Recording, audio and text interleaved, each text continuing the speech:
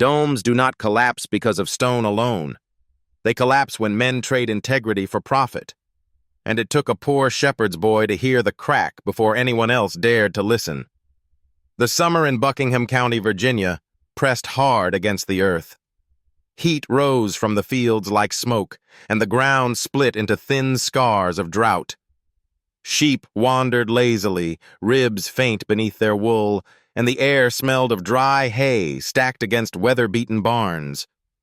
In a small wooden house without electricity, without the hum of machines or the glow of screens, a boy read by the soft breath of a kerosene lamp. His name was Elijah. He was 13. He had inherited nothing but a thin body, a quiet voice, and a hunger that was not for bread alone. The lamp on his table cast a halo of amber light upon the frayed pages of an ancient book, De Architectura, Vitruvius's treatise on architecture.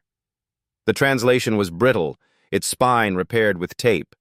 Words blurred where rain had touched them decades earlier.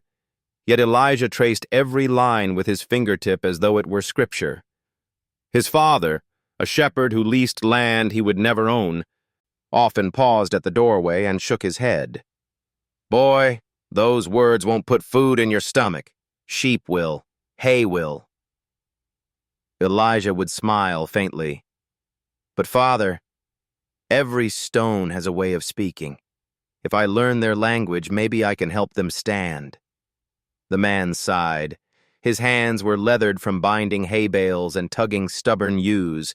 He did not understand domes, but he understood his son's stubbornness. One July morning, Elijah rode with his father on a wagon heavy with hay. Their destination, Charlottesville, to deliver feed to a construction site. But it was no ordinary site. Workers swarmed around the rotunda, the great domed building designed by Thomas Jefferson himself. Scaffolding embraced its flanks, hammers rang against beams, and the air carried the musk of lime and sawdust. For Elijah, it was not a building. It was a sky captured in stone. His father left him by the wagon. Elijah wandered to the perimeter fence, where gaps between slats offered narrow views. He tilted his head, memorizing the curve of the dome. To the casual eye, it was majestic, still commanding after 2 centuries. But Elijah did not see casually. His eyes searched like a surveyor's instrument, measuring with instinct, comparing ratios etched in memory. Then he froze. There, on the drum, the cylindrical base beneath the dome's sweep, ran a hairline fracture. It was faint, like a single strand of silver against marble. Most men would ignore it, call it nothing more than weather's fingerprint. But Elijah saw more.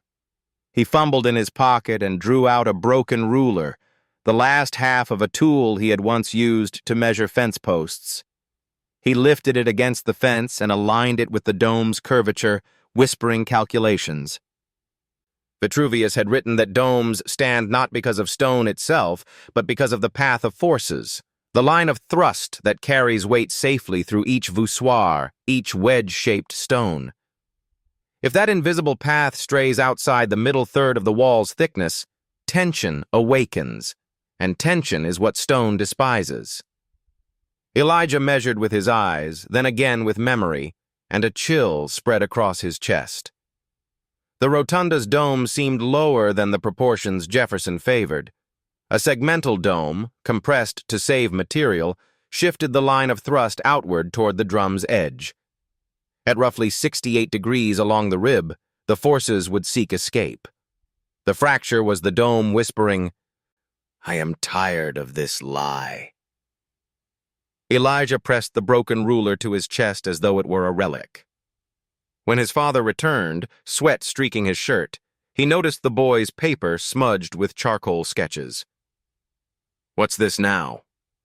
Elijah showed him. One drawing of a full semicircular dome, another of a flattened arc. He had shaded the line of thrust in each. In the first, it rested comfortably within the walls. In the second, it bulged outward like a swelling bruise. If you bake bread and pull it too soon, father, it collapses at the crown and spreads at the sides. Stones do not forgive such mistakes. They don't collapse quickly, but slowly, like a sigh you cannot hear unless you are very still. His father stared, half bewildered, half proud. You talk to stone as if it were your friend. Stone talks back, Elijah murmured. That afternoon, as the wagon rattled home, Elijah could not stop staring at the dome behind him. The sun made its white surface blaze, yet to him it looked fragile. He remembered Jefferson's principle of the compression ring, a tight circle at the crown locking the entire system in unity. If that ring had been weakened or replaced with cheaper material, the entire dome became a deception, outwardly noble, inwardly unstable. Back in their yard, Elijah carried a bundle of straw into the sheep pen. With string and ash, he fashioned a crude model. He bent straw ribs into an arc, tied them at a crown, then pressed ash dust along the surface. The dust slid, revealing weak spots where the geometry faltered. He explained to his father, if the crown ring is strong, each rib holds the other, like brothers linking arms. But if the ring is thin, they stumble outward. That is what I fear in Jefferson's dome. His father listened. Then, after a long silence, he went to the pen, fetched their last healthy ewe, and led it away. That evening he returned with an old, dented compass in his hand. I sold her, he said gruffly. A tool for your lines. Maybe lines will one day feed us better than milk. Elijah clutched the compass. His throat burned with gratitude, yet he also felt the cost. A sheep gone, a sacrifice carved into their survival. The next morning at the rotunda, Elijah lingered again by the fence. This time, he was not alone. A man in a hard hat approached, eyes sharp as chisels. Boy, he barked, you've been here too often. What business do you have measuring domes with broken toys? Elijah lowered his eyes but did not hide his drawings. I see something wrong. The man snatched the paper, scanned the lines, and laughed coldly. Sketches of thrust lines? You think a child with a half-ruler knows more than trained engineers? Stay out of matters that don't belong to you. He crumpled the paper and tossed it back. Elijah bent, smoothed the wrinkled sheet, and said nothing. The man stalked away, muttering about deadlines and budgets. But the words "don't belong to you" echoed. Elijah felt the opposite. This dome did belong to him, because he had listened when others had not. That night, lying on a straw mattress, Elijah watched shadows tremble across the ceiling. He thought of Jefferson at his desk 2 centuries earlier, drawing domes by candlelight. Did Jefferson hear the stones the way Elijah did? Did he know that one day, men more loyal to budgets than to truth would tamper with his design? Elijah turned the broken ruler in his hand. It was nothing more than wood, but to him it was a compass needle pointing toward duty. The fracture in the drum was not merely a line in stone. It was a question placed before him. Would he remain silent like everyone else? Or would he carry the burden of a dome too heavy for a child's shoulders? He closed his eyes, but in his mind he still saw the white curve of the rotunda, a sky of stone that seemed ready to whisper again. And he vowed, quietly, that he would listen until the whisper turned to a cry. The morning after the warning, Elijah woke before the rooster crowed. The air was damp with fog, the kind that softened edges of barns and blurred the line where pasture met sky. His father slept heavily, but Elijah's eyes refused to close. The fractured drum haunted him. He could not chase it from his thoughts. He rose, lit the kerosene lamp, and spread a plank of weathered wood across 2 stools. Upon it he laid the broken ruler, a stub of charcoal, and the dented compass his father had bought with the sacrifice of their last ewe. These were his treasures, poor man's instruments, yet more precious to him than gold. He bent low and began to draw.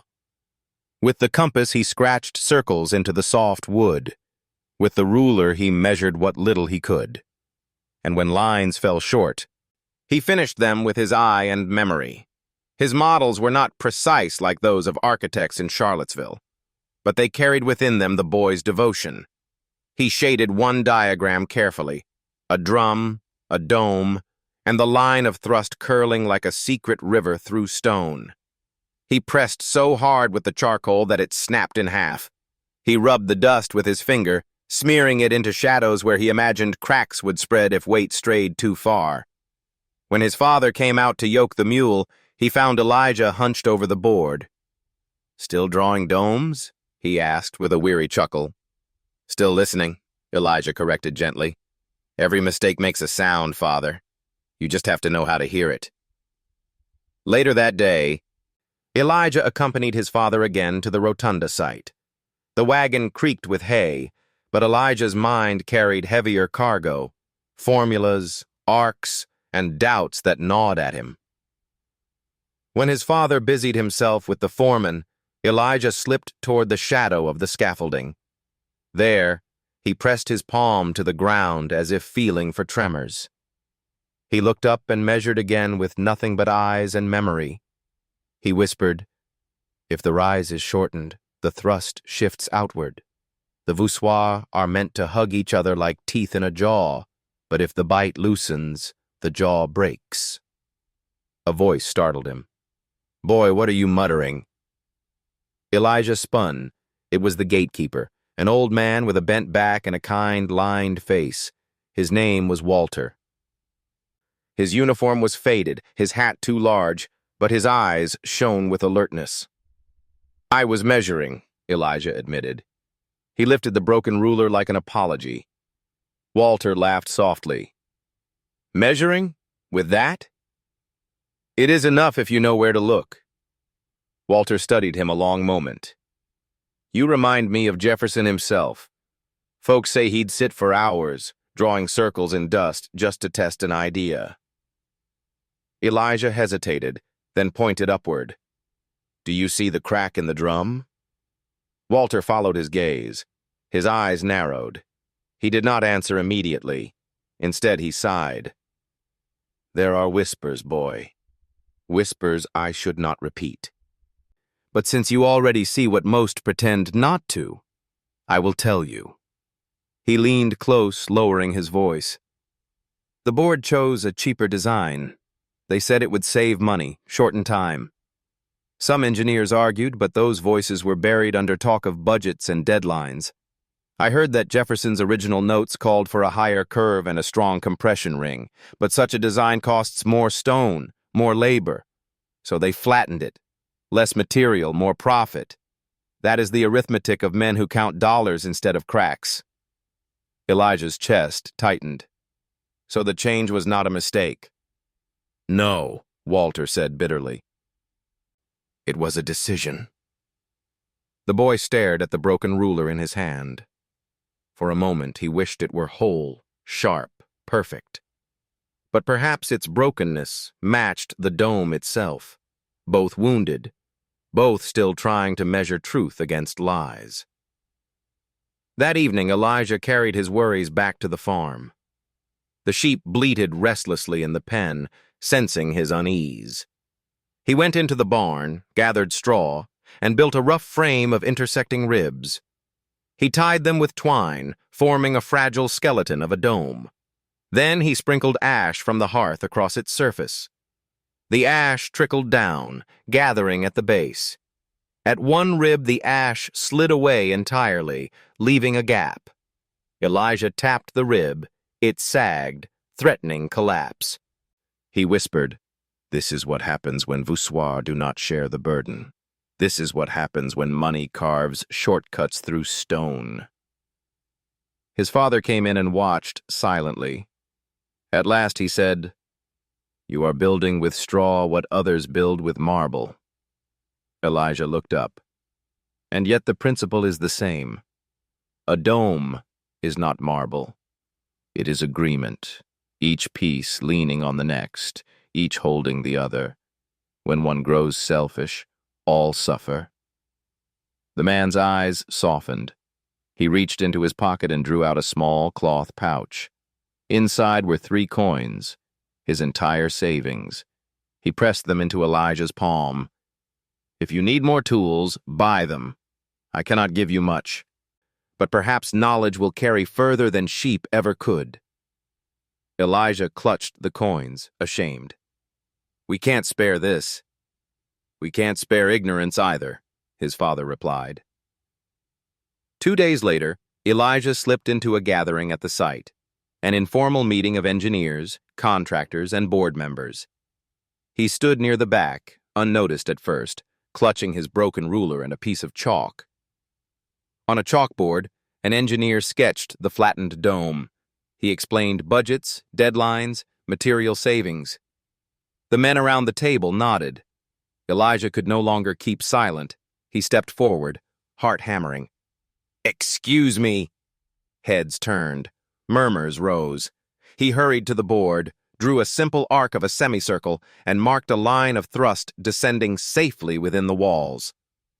Then he drew a flatter arc, extending the thrust outward. At 68 degrees along the rib, he marked a point and let the line escape the wall entirely. "Here," Elijah said, his voice shaking but clear. "This is where the dome will fail. Not tomorrow, not next year, but eventually. The stones will be asked to stretch. Stones cannot stretch. They will crack, as they already have." Laughter broke around him. One contractor scoffed, "And who are you, boy? A shepherd's son with half a ruler? Do you think you can outwit men with 20 years of schooling?" Elijah flushed but did not step back. His eyes clung to the board. He whispered almost to himself, "It is not me who says this. It is the stones." From the corner of the room, Walter's voice rang out. "He remembers Jefferson's drawings better than you remember your paychecks." The room fell into uneasy silence. But the chairman of the board cleared his throat and declared, "Enough. We will proceed with the approved plan. The boys' sketches are entertaining, but we do not take instruction from children." Guards ushered Elijah out. As he stepped into the sunlight, the laughter still echoed in his ears. But beneath the sting, he felt something steady. He had spoken truth, and the truth had not broken, even if he had. That night Elijah lay awake, the broken ruler on his chest. The stars outside were dim, hidden by clouds, but he imagined them forming a dome overhead, a perfect dome, unaltered by greed. He thought of Walter's whisper, of Jefferson's lost notes, of the fracture on the drum. He did not know how he would fight men with money and power, but he knew this. If he remained silent, the dome would one day collapse, and no one would remember that a boy once tried to warn them. So Elijah promised himself he would return. He would measure again, draw again, and speak again. He would not let silence be his inheritance. And in the darkness, the whisper of stone returned, steady as a heartbeat. "Listen, Elijah. Listen." The August heat lay heavy over Charlottesville, but in the cool shadow of the rotunda's columns, Elijah waited. His broken ruler was tucked in his pocket, the dented compass in his palm, as if their presence could shield him from the weight of men's decisions. He had not forgotten the humiliation in the meeting hall, grown men laughing at his chalk lines. But Walter's defense lingered in his memory like a lantern in the dark. "He remembers Jefferson's drawings better than you remember your paychecks." That sentence was why Elijah was waiting now. Walter had promised him a secret. At last, the old gatekeeper appeared, moving slowly, leaning on his cane. His steps echoed against the marble steps, hollow and solemn. Without a word, he gestured for Elijah to follow. They walked past corridors humming with the sounds of renovation, past locked doors and stacked crates of plaster until they reached a low archway. Walter produced a ring of keys, the kind that jingled like wind chimes, and fitted one into the rusted lock. The door groaned open, exhaling a scent of mildew and old paper. "This," Walter whispered, "is Jefferson's study, or what is left of it." The room was dim, lit only by slits of daylight filtering through dusty shutters. Wooden shelves lined the walls, sagging under the weight of bound volumes, ledgers, and rolls of parchment. Some had collapsed, spilling manuscripts onto the floor like fallen leaves. The air was thick, carrying the musk of 2 centuries. Elijah stepped inside, reverent as if entering a chapel. His eyes darted from one stack of books to another. Here, the founding father had sat with quill and compass, sketching domes not merely as roofs, but as symbols, circles binding democracy and reason. Walter lowered himself into a chair. "Few come here anymore. Too damp, too forgotten. But I've heard whispers that Jefferson's true notes for the rotunda still linger somewhere in these shelves. If anyone can find them, it is you." Elijah's pulse quickened. He moved among the stacks, fingers brushing over cracked leather spines, loose sheets tied with string. He crouched, searching through a chest half filled with brittle papers. Hours seemed to pass as he sifted through dust and silence. Then, his hand froze on a bundle of folded drawings. He spread them gently on a table. The parchment was yellowed, the ink faded, but the lines were unmistakable. Perfect arcs, carefully labeled radii, numbers in Jefferson's tidy hand. At the crown, a bold annotation: compression ring, iron or stone, thickness not less than 2 feet. Elijah's throat tightened. Here was proof. The founder's own insistence that the dome's survival depended on its crown. He flipped to another page. This one showed sectional drawings: the drum, the spring line, the pendentives carved with precision to transition from square base to circular dome. The text beside it read, "Let no alteration reduce the rise of the dome, lest the thrust abandon its natural course." Elijah's hands trembled. This was Jefferson himself speaking across centuries, warning against exactly what Elijah had seen. But as he leafed through the bundle, he noticed something strange. Several pages had been torn away. The ragged stubs of parchment clung to the binding, but the drawings were gone. Elijah turned to Walter. "Someone removed them." Walter's eyes narrowed. "So it is true." "What is true?" "That the board already knew Jefferson's intent, that those who wanted the cheap design could not allow his words to contradict them. So they made those words vanish." Elijah's fists tightened. "They destroyed history." Walter shook his head. "Not destroyed. Hidden. The truth always leaves traces. You found these. And you will find more." The boy bent closer to the remaining pages. He copied lines feverishly with charcoal on scrap paper. The curve of the original semicircular dome, the thickness of the ring, the careful proportions of rise to span. He muttered equations as he drew. If D is the diameter of the drum, Jefferson marked the rise as nearly D2. That keeps the line of thrust safely within the middle third. Flatten it to D3, and the thrust crosses the boundary. He knew this. He warned them. They chose to ignore it. Walter leaned forward, voice low and rough. "Now you see, Elijah. This was not carelessness. It was conspiracy." The boy looked at him, eyes burning with both fear and certainty. "Then the dome is already a lie." Walter's gaze was heavy. "The dome can still stand if men of conscience act. But conscience has little voice against coin. That is why it falls to ears like yours, to hear what others deny." They stayed in the study until dusk, copying, whispering, piecing fragments together. At last, Walter locked the door behind them. Elijah tucked the copied sketches into his shirt, feeling their weight against his heart like armor. As they stepped into the cooling evening air, Elijah glanced back at the rotunda. Its white dome glowed in the fading light, serene, deceptive. He thought of the missing pages. He thought of hands, greedy hands, that had torn them out. And he realized something he had never felt before. This was not only about stone and geometry. It was about truth itself. If men could erase Jefferson's words for the sake of money, what else might they erase? For the first time in his young life, Elijah felt anger, quiet, controlled, but burning. That night at the farm, he built again with straw and twine. He recreated Jefferson's curve, taller, stronger. He tested it with handfuls of ash. The dust settled evenly. No sagging ribs, no sliding collapse. The geometry held like a hymn.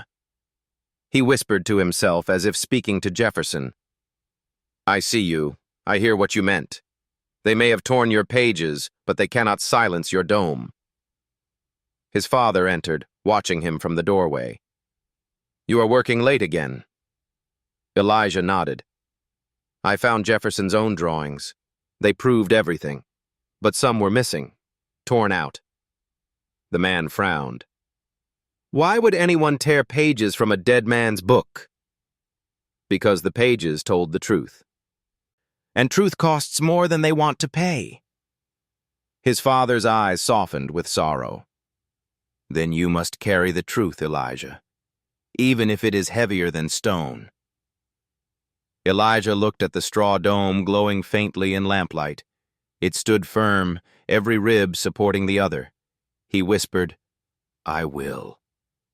In the silence that followed, the boy understood something new. He was no longer just a shepherd's son with a broken ruler. He had become a witness, a custodian of Jefferson's intent, guardian of a truth others tried to bury. And though he was only 13, Elijah knew this. When truth is hidden, someone must dig. When pages are torn, someone must remember. And when a dome is threatened, someone must hold it, even if that someone is only a boy. The dawn broke pale over Buckingham County, streaking the sky with thin ribbons of rose and gray. The sheep stirred in their pen, bleating softly as Elijah carried a bundle of straw to the yard. He had not slept.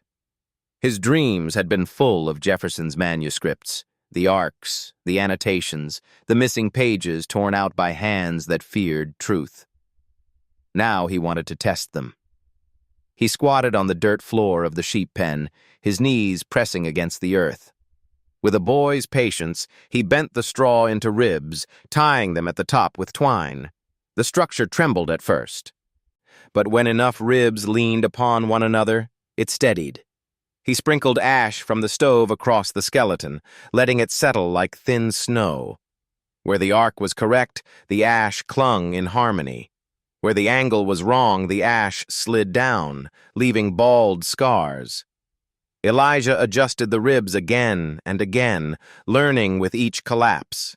He whispered the words from De Architectura as though reciting a prayer. Stone resists in compression. Keep the thrust within the wall. Trust not to tension.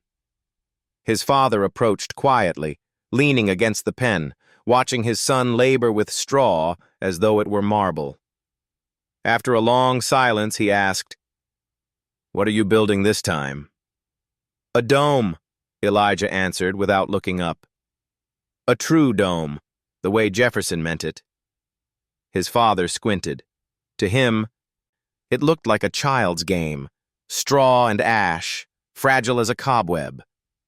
And what will a true dome give us, Elijah? We need milk. We need wool. We need bread. Elijah sat back on his heels and met his father's eyes.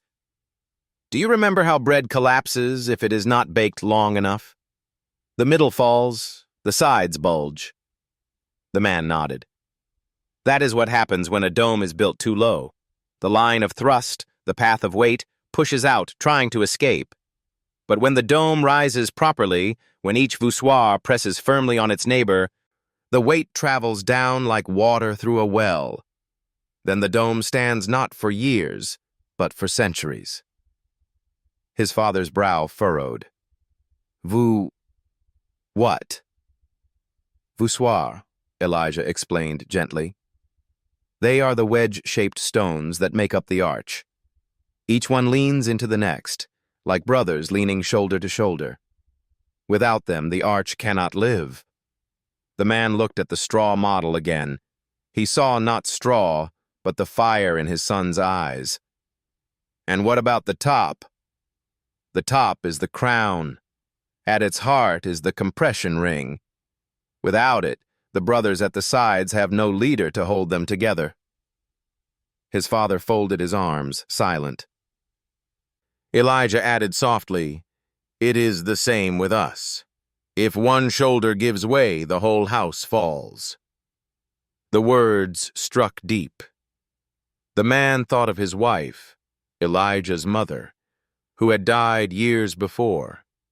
She had been their compression ring, the one who held them steady. Since her passing, the house had leaned under grief. And now, this boy, with his broken ruler and hungry eyes, seemed to be stepping into that ring. That evening, Elijah returned from the pen to find the yard strangely quiet. One of the sheep was missing. The strongest ewe, the one that still gave milk. Panic flared until he saw his father returning from the road, empty rope in hand, a wrapped bundle beneath his arm. The man placed it on the table. Inside was a compass, battered but whole, with brass legs that gleamed faintly in the lamplight. Elijah froze. "You sold her?" His father nodded. "Tools for your domes. I do not know if they will feed us, but perhaps they will feed the truth." The boy's eyes stung. He picked up the compass, feeling its weight, heavier than any sheep. "I will not waste this," he whispered. Night deepened. Elijah bent over the table, compass in hand, and drew circles upon rough paper. With each arc, he tested Jefferson's proportions. He measured rise and span, marked spring lines, traced thrust lines. He watched how the geometry shifted when he lowered the arc, how the thrust bulged outward like a swelling wound. He whispered to himself as though to an unseen pupil, "If the rise is half the span, the dome lives. If the rise shrinks, the dome lies." The following afternoon, while Elijah sketched again in the pen, the crunch of wagon wheels announced an unexpected visitor. A man climbed down, his boots polished, his coat far finer than anyone in Buckingham County. His hat shadowed his face, but his eyes gleamed cold. Elijah recognized him, the engineer who had laughed in the meeting hall. The man looked around the farmyard with disdain. "So this is where the boy genius builds his cathedrals of straw." Elijah stood slowly, wiping ash from his hands. His father stepped from the doorway, suspicious. "What brings you here?" The engineer ignored him, fixing his gaze on Elijah. "You have a quick tongue, boy, drawing lines in front of men who know better. Dangerous habit." Elijah felt the weight of his father's presence behind him. He swallowed but did not retreat. "The stones do not lie. They told me what I showed." The engineer's smile was thin. "Stones are mute. Only men give them voice, and men with authority have already spoken. If you value your quiet life, you will not return to our meetings. You will not draw more of your childish warnings." Elijah's father stepped forward. "He is just a boy." "All the more reason he should be silent," the engineer snapped. His eyes flicked back to Elijah. "Stay out of what you do not understand. Leave domes to men who build them, or your family may regret it." The words hung heavy. Then the man turned, mounted his wagon, and left a trail of dust on the road. Elijah stood frozen, heart pounding. His father placed a hand on his shoulder, firm but trembling. "Do not cross men like that, Elijah. They live in a world that does not forgive." The boy looked at the straw dome at his feet, ash scattered across its ribs. "But if I do not speak, Father, who will hold the dome?" The man closed his eyes. He had no answer. That night, Elijah could not sleep. He sat outside, watching the stars arch above him, a dome without cracks. He thought of Jefferson's study, of the torn pages, of the compass bought with sacrifice, of the engineer's threat. Fear pressed against him, heavy as stone. But deeper than fear was resolve. The dome was not mute. It whispered to those who dared listen, and Elijah had promised himself he would not fall silent. He pressed the compass to his heart, as if it were a shield. "I will not stop," he whispered into the night. "Even if they laugh, even if they threaten, the dome must stand." The sheep stirred softly in the pen, and the boy felt for a moment that they too were listening. The morning of the meeting broke with a restless wind. Elijah's father had taken the mule to market, leaving the boy alone with his thoughts. On the table lay his broken ruler, the brass compass, and a fresh sheet of paper. Elijah traced again the curve of Jefferson's dome, drawing the line of thrust as if it were the path of a river. He shaded the place where it bulged outward in the flattened version, his hand trembling with urgency. He whispered, 68 degrees. Here the rib yields. Here the crack begins. The numbers were not guesses. He had run the ratios again and again, by candlelight and by memory. Rise over span, crown thickness, angle of thrust. Each calculation returned to the same warning. By the time the sun climbed over the ridge, Elijah had folded his drawing into his shirt and walked toward Charlottesville. The meeting was held in a hall near the rotunda, its windows open to let in the scent of cut timber and fresh plaster. Inside, a long oak table stretched beneath portraits of past presidents of the university.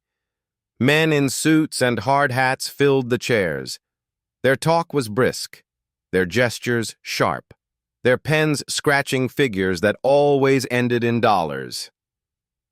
Elijah lingered by the doorway, unnoticed at first. He was small, his clothes patched, his boots caked with farm soil. But his eyes fixed on the chalkboard where one engineer sketched the dome as it now stood. Flattened, economical, betrayed. The chairman cleared his throat. "Gentlemen, we must approve the final design. Costs are down by nearly 20% compared to Jefferson's ideal. The public will be satisfied. The donors will be pleased. Let us put this matter to rest." A murmur of agreement circled the room. Elijah stepped forward, his heart hammered but his voice carried. "Excuse me." Heads turned. A boy in ragged clothes did not belong here. But before anyone spoke, Elijah rushed to the chalkboard, pulled his folded drawing from his shirt, and spread it across the ledge. With quick strokes of chalk, he reproduced Jefferson's semicircular arc. He marked the spring line, the crown, the compression ring. Then he drew the line of thrust, curling safely within the walls. Next, he drew the flattened arc of the altered design. His hand did not shake now. He marked the angle at 68 degrees along the rib. He extended the line outward, showing how it escaped the drum, pressing against the very place where the fracture already bloomed like a hairline scar. "This," Elijah said, his voice firm, "is where the dome will fail. Not today, not tomorrow, but one day it will fall. The stones are being asked to stretch. Stones do not stretch. They crack." Silence filled the hall. Then laughter erupted. One contractor slapped the table. "A shepherd boy lecturing engineers? What's next? Shall the sheep design our bridges?" Another leaned back in his chair. Son, I studied 20 years for my license. You bring half a ruler and think you've outsmarted us? The chairman rapped his knuckles. Who let this child in? Elijah flushed but did not step back. His finger traced the chalk line. I did not invent this. Jefferson himself warned against lowering the rise. His notes said the thrust must remain in the middle third. You have pulled it outward. You have already seen the crack. Why do you pretend it is not there? The laughter faltered into murmurs. For a moment, doubt flickered in a few eyes. From the corner, Walter rose. His cane tapped against the floor as he stepped forward, his old voice steady. I have watched this boy measure with nothing but memory and truth. He remembers Jefferson's drawings better than any of you remember your paychecks. A hush fell. Walter's words carried the weight of loyalty earned over decades. But the chairman straightened, his jaw tight. We are not here to indulge superstition or children's games. The boy may have imagination, but imagination does not build domes. Budgets do. Schedules do. He turned to the board. Shall we proceed with the approved design? Hands lifted around the table, nearly unanimous. Elijah's drawing hung on the board like a wound no one would dress. 2 guards appeared and gently but firmly ushered Elijah toward the door. As he stumbled into the sunlight, the laughter of contractors echoed behind him, mixed with Walter's cane striking the floor in protest. Outside, the rotunda loomed, serene and silent. Elijah stared up at it, his eyes burning. He whispered to the dome, I tried. But deep inside, beneath the sting of humiliation, something stronger stirred. He had spoken truth. He had shown them the fracture. They had laughed.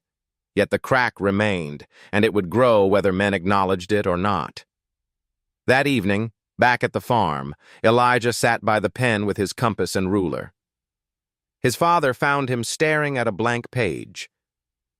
They mocked you, the man said quietly. Elijah nodded. They mocked the stones more than me. And the board? They chose money over truth. His father lowered himself onto the bench beside him. Then what will you do? Elijah looked up at the stars, a dome no man could flatten. I will wait. I will measure again. And when the dome speaks louder, they will not be able to laugh. But inside his chest, another truth grew. He could not fight this alone. Jefferson's notes, Walter's loyalty, his father's sacrifice, all pointed toward a burden larger than a boy's shoulders. Yet he knew he could not set it down. The dome was cracking, and he had been chosen to hear it first. Elijah did not rise the morning after the board meeting. He lay on the straw mattress, staring at the wooden beams above him, listening to the restless shuffle of sheep in the pen. The humiliation still echoed, the laughter of engineers, the contempt of the chairman, the feel of strong hands dragging him out of the hall like an intruder. He pressed the broken ruler to his chest as if it were a shield, but it felt small now, powerless. His father set a bowl of thin porridge by his side. Eat, he said gently. Elijah turned away. The man sighed, lowering himself to the stool. Son, sometimes truth is heavier than stone. Carrying it alone can break a back. Elijah whispered, They do not want truth. They only want cheap. His father's eyes were weary, but kind. Then you must decide. Will you drop the burden because they laugh? Or will you carry it because it is right?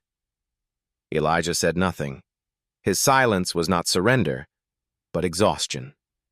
That afternoon, restless air pushed clouds across the sky.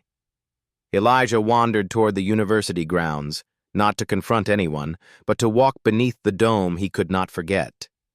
He stood by the fence, staring upward, when a voice behind him said, You are the boy with the ruler. Elijah turned. An old man stood there, tall, with silver hair, his suit faded but neat. His cane was carved of walnut, polished by years of use. His gaze was sharp, though softened by age. "I saw you in the meeting," the man continued. "You drew thrust lines in chalk. I recognized something in them." Elijah lowered his eyes. "They laughed at me." The man smiled faintly. "They laughed at Galileo, too, when he said the earth moves." He extended his hand. "Harlan, retired professor of architecture. I taught here before most of those men were born." Elijah hesitated, then shook his hand. Professor Harlan motioned him to follow. They walked across the lawn, past students carrying books, past columns Jefferson had once designed. At last, they entered a small brick house on the edge of campus. Inside, shelves bowed under the weight of books and rolled drawings. Dust motes floated in the afternoon light. Harlan gestured for Elijah to sit. "Tell me what you saw." So Elijah did. He described the fracture on the drum, the lowered arc, the compression ring Jefferson had specified, the 68-degree rib where the thrust escaped. His words tumbled out in a mixture of geometry and metaphor. Bread collapsing, brothers leaning shoulder to shoulder, a crown that bound them together. Harlan listened, not interrupting. When Elijah finished, the professor rose and pulled a heavy volume from the shelf. He opened it to a page of Jefferson's sketches. "Here, the founder himself insisted. The dome's rise must be near half its span. The thrust must remain within the middle third. Your chalk lines, your broken ruler, they matched his exactly." Elijah leaned forward, breath caught. "So I was not wrong?" "No," Harlan said firmly. "You were right. Jefferson knew what you know. But knowledge is inconvenient when men chase profit. Do you understand?" Elijah nodded slowly. The professor's eyes darkened. "I have heard whispers, same as Walter. Contractors' shaving material. Iron meant for the compression ring sold off, replaced with thinner stone. Budgets presented as triumphs of efficiency. In truth, it is theft, stealing from history, from Jefferson, from the future. And anyone who protests is silenced." Elijah clenched his fists. "They tore pages from Jefferson's notes. I saw the stubs." Harlan closed the book. "Yes, to erase memory. But they cannot erase the crack you saw, nor the voice of stone, and they cannot erase you." For the first time since the meeting, Elijah lifted his head. "But I am just a boy." "Precisely why you are dangerous," Harlan said with a wry smile. "You cannot be bribed. You cannot be bought. You speak with no motive but truth." The professor leaned forward, his gaze steady as stone.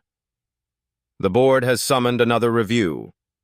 They intend to silence rumors and confirm their plan. You must attend, not as an intruder this time, but as a witness. I will see to it." Elijah's heart lurched. "They will laugh again." "Let them," Harlan said. "But laughter is brittle when it rests on lies. Show them what Jefferson meant. Show them what the stones whisper." That evening, Elijah returned to the farm with new fire in his step. His father noticed. "What happened?" "I met Professor Harlan. He believes me. He says Jefferson wrote the same warnings I drew." His father's eyes widened. "So you are not alone." Elijah shook his head. "Not alone. He will take me as a witness." The man exhaled slowly, relief mixed with fear. "Then tread carefully, son. Truth may have allies, but it also has enemies." That night, Elijah drew again on scrapwood, using the compass his father had bought with such sacrifice. He traced the arc of Jefferson's dome, labeling each part carefully: drum, pendentives, voussoir, crown, compression ring. Beside it, he wrote in plain words, as if explaining to children, "Stones are brothers leaning together. The crown is the clasp that binds them. If the clasp is weak, brothers fall apart. Do not flatten truth for profit. He stared at the words until they blurred. Then he whispered, I will speak them again, no matter who laughs. The following day, Professor Harlan came to the farm. He sat with Elijah and his father beneath the oak tree, listening to sheep bleat in the pen. He spoke of Jefferson, not the president, but the architect who had wrestled with geometry at night, who believed domes could embody democracy itself. Elijah, Harlan said, to Jefferson, the dome was more than structure. It was symbol, a circle of reason, a roof over learning. When men cheapen it, they cheapen the very idea of truth. Elijah looked at the compass in his hand. Then the dome must stand, not only for stone, but for what it means. Harlan nodded gravely. Exactly, and you must remind them. As the sun set, the three sat in silence, the retired professor, the weary shepherd, and the boy with a broken ruler. The air smelled of hay and earth, simple and eternal. For the first time since the crack appeared in his sight, Elijah felt something like hope. Not the naive hope of a child, but the tempered hope of one who has been mocked and threatened yet still stands. He would return to the boardroom. He would carry Jefferson's voice, Harlan's support, his father's sacrifice. He would carry truth. And if they laughed again, he would not break. The council chamber smelled of varnished wood and tobacco smoke. Morning light slanted through tall windows, falling across the long oak table where engineers, trustees, and contractors gathered in pressed suits. The portraits of Jefferson and Madison hung high on the walls, silent witnesses to what was about to unfold. Elijah sat on a hard bench near the door, his heart pounding against his ribs. In his lap he held a small sack of sawdust gathered from his father's shed. Beside him sat Professor Harlan, cane across his knees, eyes sharp and unwavering. "Steady, boy," the professor murmured. "Let them think you are a child. Then show them the stones themselves are on your side." Elijah nodded, though his hands trembled. The chairman rapped the table. "We convene to settle, once and for all, rumors surrounding the Rotunda's dome. There have been murmurs of cracks, whispers of hidden drawings. Today we put such nonsense to rest." A few men chuckled. Others shuffled papers, already impatient. Professor Harlan rose slowly. "Before you dismiss what you have not yet seen, allow me to present a witness. A boy, yes, but one who has seen what you ignore. He speaks with the voice of Jefferson's geometry." The room rippled with disbelief. Elijah felt their eyes on him, heavy with skepticism. He stepped forward, clutching his sack. His boots scuffed the polished floor. At the chalkboard he hesitated, then turned. "I will not argue with numbers alone," he said quietly. "I will show you what the dome itself says." He poured sawdust across the wide table, spreading it with his hand into a thin, even layer. The men leaned forward, curious despite themselves. From his pocket, Elijah took a small wooden ark he had carved at night, a crude model of the dome's rib. He pressed it into the sawdust, then tapped gently at the crown.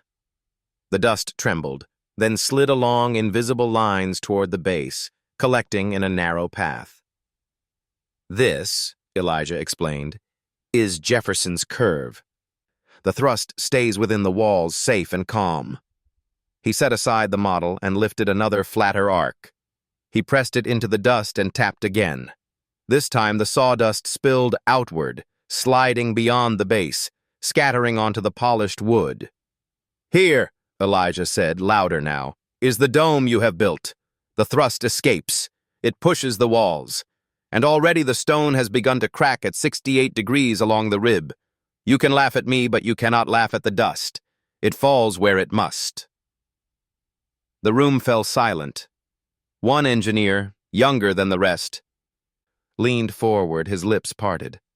He whispered, "I studied 20 years, and no one ever showed me this." His eyes glistened. Another cleared his throat, uneasy. "It is elegant, but it is a child's trick, not analysis." Professor Harlan struck his cane against the floor. "Gentlemen, geometry does not change because a boy reveals it with sawdust instead of ink. What you saw was the truth in simplest form." Elijah lifted his gaze. His voice was steady now. "Stones cannot stretch. You ask them to do so. That is why the crack appeared. And if you keep pressing forward, the dome will fail, not because Jefferson was wrong, but because you ignored him." For a long moment, silence reigned. Then voices rose, overlapping. "This is dangerous talk. If the public hears, the donors will panic. The newspapers must not print." Elijah realized with a sinking heart what they feared. Not the dome's collapse, not Jefferson's betrayed design. They feared exposure.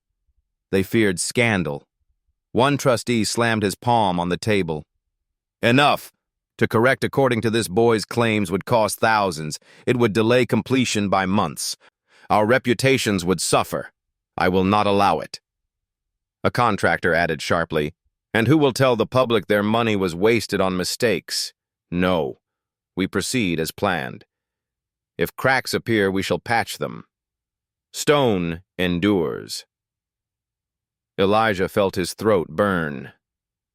Stone endures only when respected. If you patch lies with plaster, one day the whole truth will come down in dust. His words hung in the air, brittle as glass. The chairman leaned back, eyes narrowed.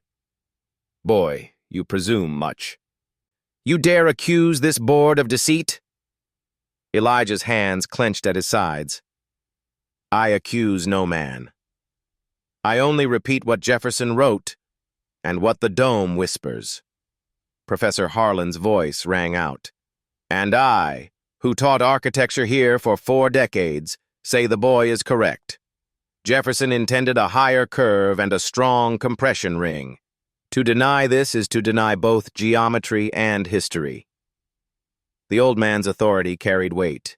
Yet even so, several faces hardened, not softened. Elijah saw in their eyes the calculation of men cornered by truth. To admit error meant losing money, reputation, perhaps their very careers. Better to mock a child than confess a crime. The vote was not taken that day. The council recessed, muttering among themselves, some shaken, others defiant.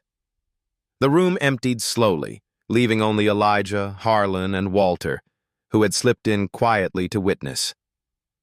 Walter approached the table, gazing at the spilled sawdust. "Dust does not lie," he murmured. Then he turned to Elijah. "You made them listen, boy, even if their ears are clogged with gold." Elijah sagged into a chair, drained.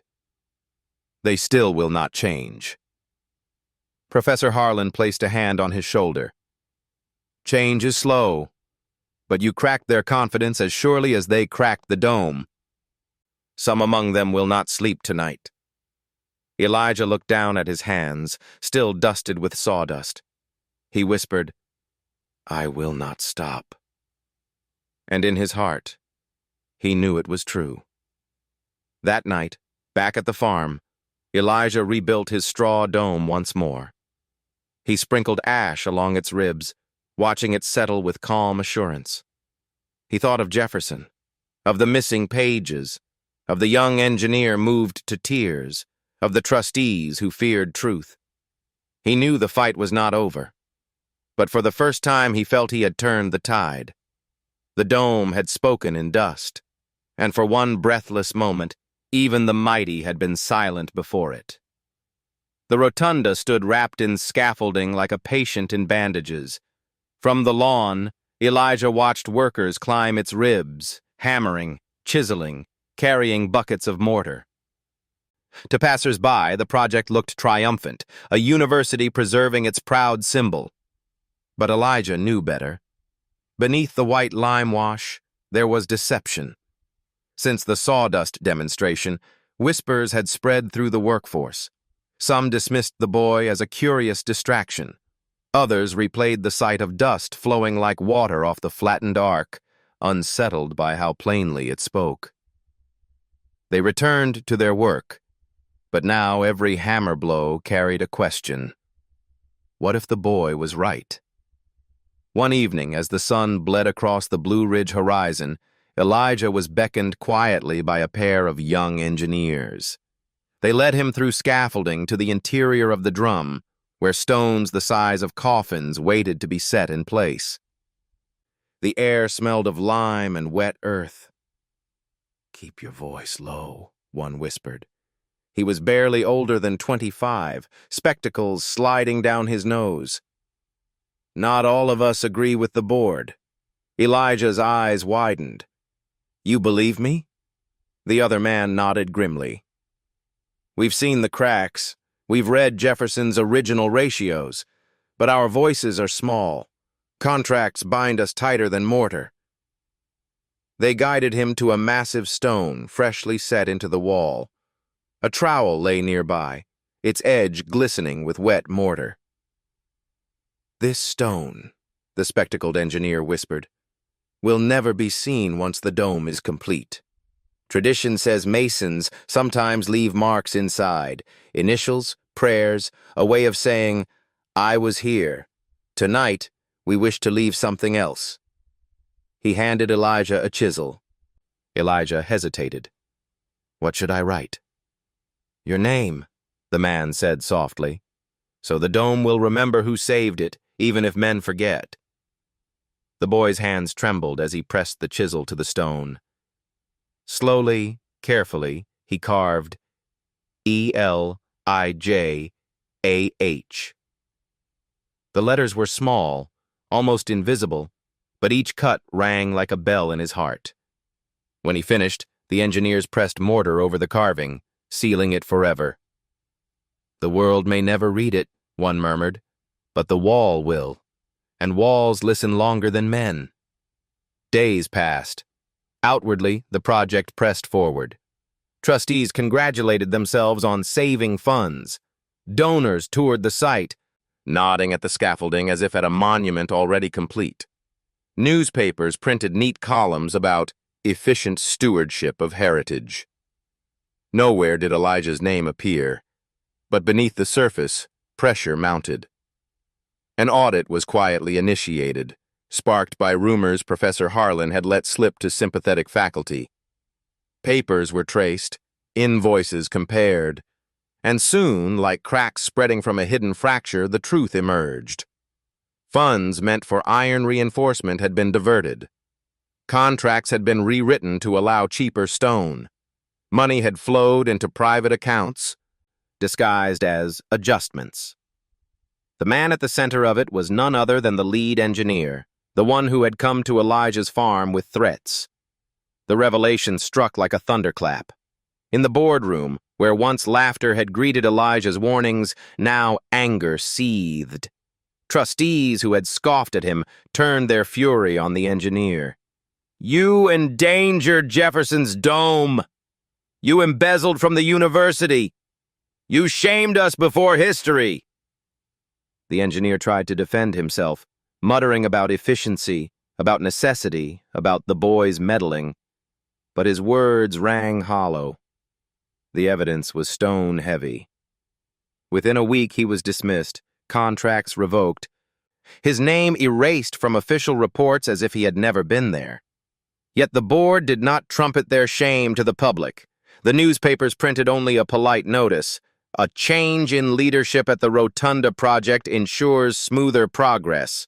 No mention of theft, no mention of conspiracy, and certainly no mention of the shepherd boy who had spoken first. Elijah heard the news from Walter. The old gatekeeper found him near the sheep pen and said, "The man who threatened you has been cast out, but do not expect parades. They will bury the truth as deep as your name in the wall." Elijah nodded slowly. "It is enough that the dome will stand." Walter studied him. "Do you not feel cheated? You showed them what Jefferson meant. You carried the burden. Yet they will not honor you." The boy looked toward the horizon where twilight softened the hills. "If stone remembers, I do not need the papers to.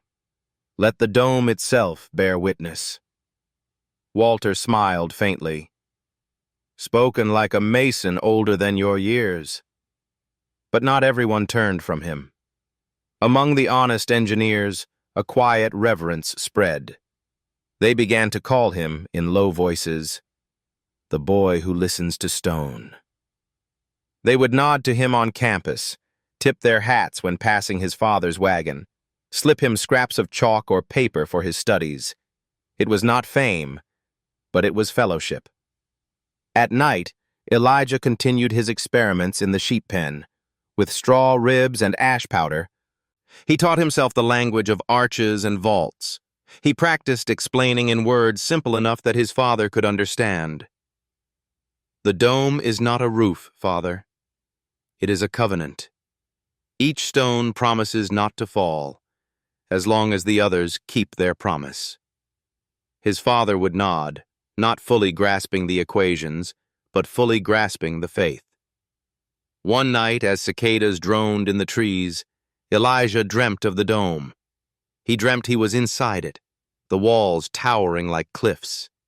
He placed his ear against the stone and heard a heartbeat, not his own, not human, but deep and ancient.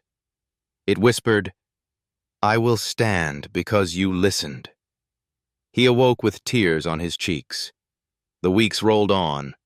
The dismissed engineer vanished from public life, a ghost in the margins.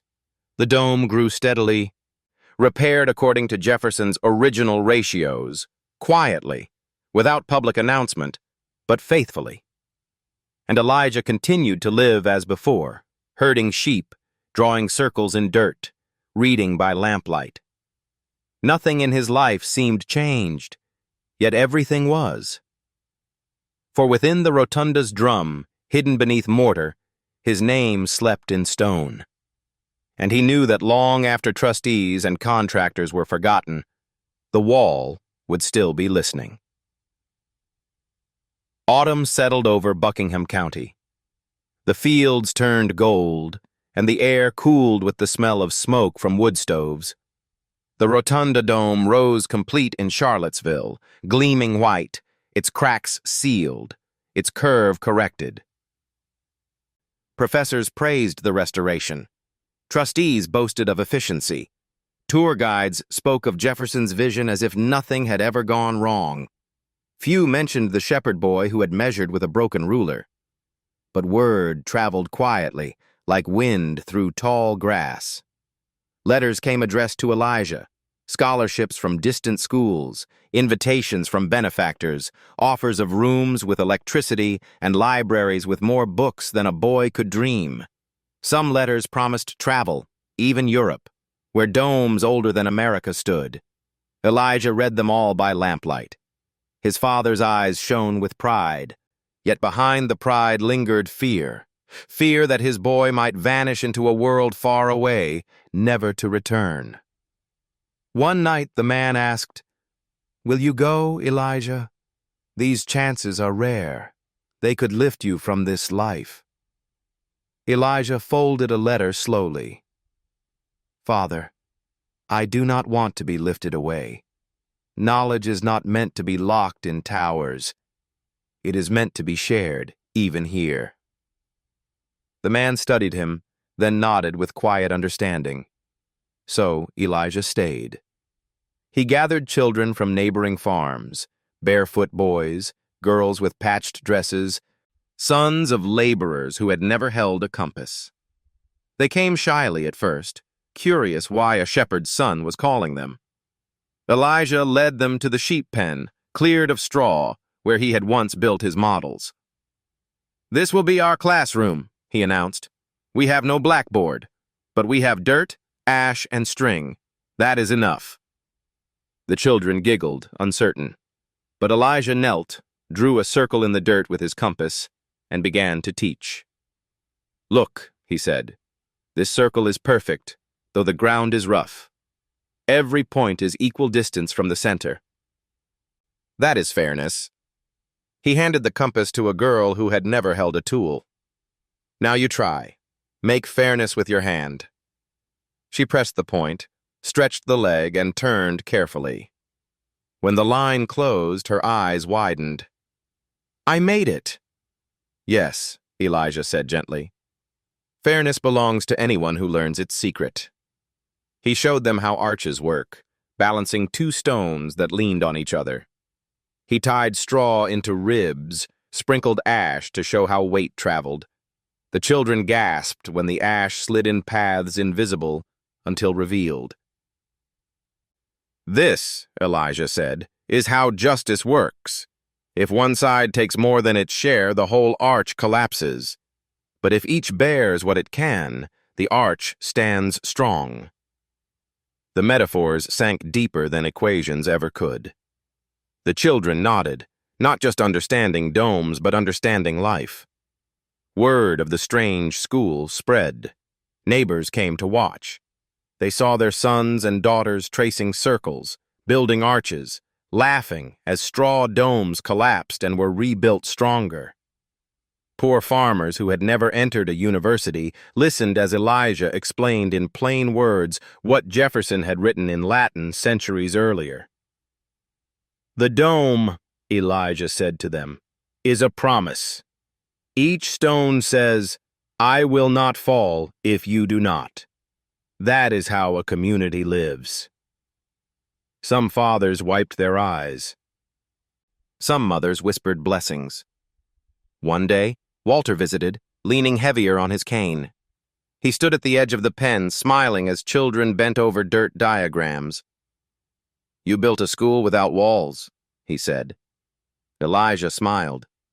"Walls can crumble, but if children carry the lines in their minds, the school will live everywhere." Walter nodded. Jefferson would have approved. Later, Professor Harlan arrived too, bringing with him a satchel of books. He handed them to Elijah. "These belong to the university's library, but I believe they belong here first." Elijah accepted them with reverence. "Thank you, Professor. But my chalk and ash have done well enough." Harlan chuckled. "Perhaps. Yet someday these children will need both, dust and ink. Let them walk with both feet." Together, they watched as the children sketched domes on paper for the first time, their laughter rising like birds. But not everyone approved. A few townsfolk muttered that Elijah was filling children's heads with nonsense instead of teaching them to farm. Some scoffed that a boy barely in his teens had no right to teach. Elijah heard the whispers, but he did not argue. He kept teaching. He knew stone outlived gossip. Winter came.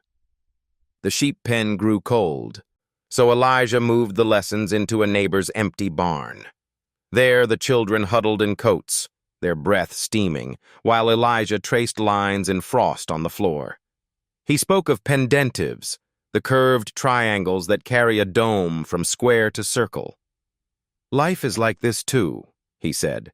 "We begin with sharp corners, but knowledge teaches us how to curve, how to meet others halfway, until we form a circle together." The children listened with wide eyes, their cheeks red with cold. And in that barn, warmed by learning, the air felt lighter than any fire. One evening, as snow fell outside, Elijah's father entered the barn quietly.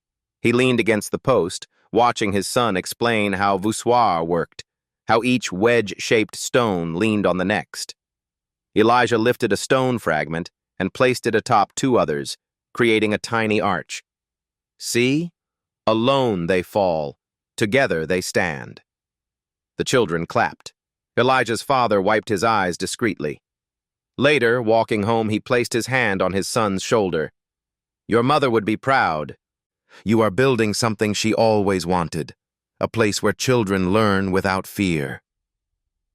Elijah looked up at the night sky, where snowflakes spun like stars. "It is not my school, Father. It is theirs. I only opened the door." By spring, the barn was full. More children came, even some adults who lingered at the back, pretending to watch only their sons, but listening closely themselves. Elijah began to teach letters and numbers alongside domes. He used the same gentle metaphors. A word is an arch of sounds. Each letter leans on the next. If one is missing, the word collapses. The simple comparisons made learning less frightening. Farmers' children who once feared books now reached eagerly for paper. Elijah refused every offer of money. When neighbors tried to pay him, he said, "Buy a compass instead. Let your child carry it." When a wealthy visitor offered to fund a proper schoolhouse, Elijah shook his head. "A building will not make a school. A circle in dirt will do if the circle is true." Yet he accepted gifts in kind: a loaf of bread, a bundle of firewood, a lamb. These he shared with the poorest among them. In this way, the school became not just a place of learning, but a circle of giving, each leaning on the other like stones in a dome. And though no newspaper ever printed his name, and no scholarship ever bore his signature, Elijah knew he had chosen rightly, because when he looked into the eyes of a child tracing her first circle, he saw the same wonder he had felt the first time he opened De Architectura. He saw Jefferson's dream alive not in marble, but in hearts. The dome in Charlottesville would stand for centuries. But the domes drawn in dirt by farm children might outlast even that, because they were carried in memory, passed from hand to hand, fair as the circle itself. Years rolled by like shadows over the Blue Ridge Hills. Seasons turned. Green summers, golden autumns, gray winters, and pale springs. And still the Rotunda Dome rose white above Charlottesville, serene as a full moon. Students came and went, generations of them, climbing its steps, studying beneath its arches, marveling at its perfect curve. Not one stone had fallen. The crack that once whispered had been healed. The line of thrust stayed true. The dome endured. In lecture halls, professors spoke of Jefferson's genius. They showed diagrams of semicircular domes, explained rise-to-span ratios, taught how compression rings locked arches into harmony. Sometimes, a curious student would raise a hand and ask, "Professor, is it true there was once a danger? That the rotunda nearly collapsed?" The professor would pause. A smile, faint and secretive, would cross his lips. "Yes," he would say. "And it was not saved by any of us. It was saved by a boy. No name carved on plaques, no title in books. Just a shepherd's son who listened when others would not." The students would murmur in surprise, glancing at one another. Some would laugh, thinking it a legend. But others would walk outside, stand on the lawn, and stare up at the dome with new eyes, wondering what kind of boy could hold so vast a sky. Far from Charlottesville, in Buckingham County, the boy had grown into a man, and then into an old man. Elijah never left his fields. He never sought honors. His school without a blackboard endured, passing from barn to yard, from yard to porch. Children learned circles and arches, fairness and justice. Many left for cities, some even for Europe, carrying his lessons with them like hidden seeds. Elijah remained. His hair turned silver, his back bent slightly from years of work, but his eyes stayed bright. He no longer needed books to remember geometry. The shapes lived in him now, etched as deeply as names in stone. One evening, when the cicadas hummed and the sky glowed with sunset, Elijah sat outside the sheep pen with a young boy beside him, a neighbor's child, barefoot and curious. The boy held a stick, turning it nervously in his hands. "Draw," Elijah said gently. The boy pressed the stick into the dirt, scratching uncertain lines. A lopsided circle appeared. He frowned. Elijah smiled. Try again. Steady. Every point must be the same distance from the center. The boy tried once more. This time the circle closed more true. He looked up, eyes shining. That, Elijah said softly, is fairness. A circle does not care if you are rich or poor, barefoot or shod. It only asks that you find the center. The boy tilted his head. And the dome? Elijah took the stick and drew an arch over the circle. He tapped the crown. The dome is many stones making one promise. I will not fall if you do not. That is how people must live too. The child nodded solemnly. Behind them, Elijah's father's old house still stood, patched but sturdy. The sheep grazed in fading light, their bleats soft as lullabies. The air smelled of earth and wood smoke. Elijah closed his eyes for a moment, hearing in memory the laughter of engineers, the echo of Walter's cane, the grave voice of Professor Harlan. They were gone now, men of another time. Yet the dome stood, and the children still learned. He opened his eyes, placed the stick back in the boy's hand, and said, "One day you will teach another. That is how domes endure, by passing the promise forward." In Charlottesville, decades later, foreign visitors toured the rotunda. A student guide gestured proudly at the dome, explaining Jefferson's design, its survival, its restoration. One visitor asked, "But who saved it? Surely some great architect."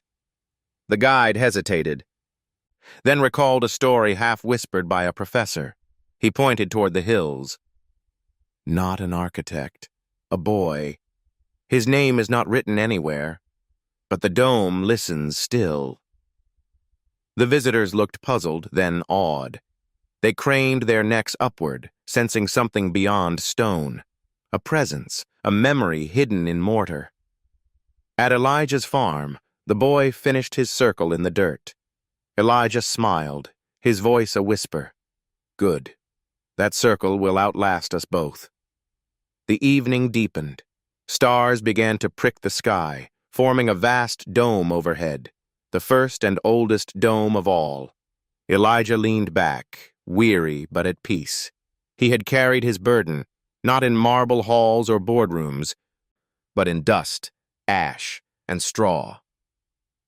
And in that moment, with a child beside him tracing fairness into the earth, Elijah knew the truth.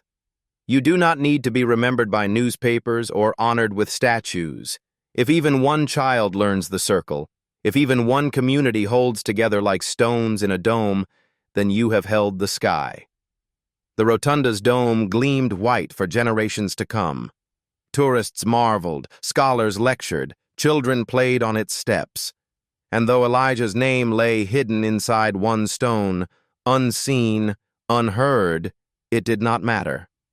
Because domes, like truth, endure longest when held not by monuments, but by memory. And somewhere in a quiet farmyard, an old man's circle drawn in dirt still lived, passed from hand to hand or from child to child, an invisible architecture stronger than marble. The boy who once held the dome had given the sky back to everyone. A shepherd's son who carried Jefferson's dome and gave the sky back to everyone.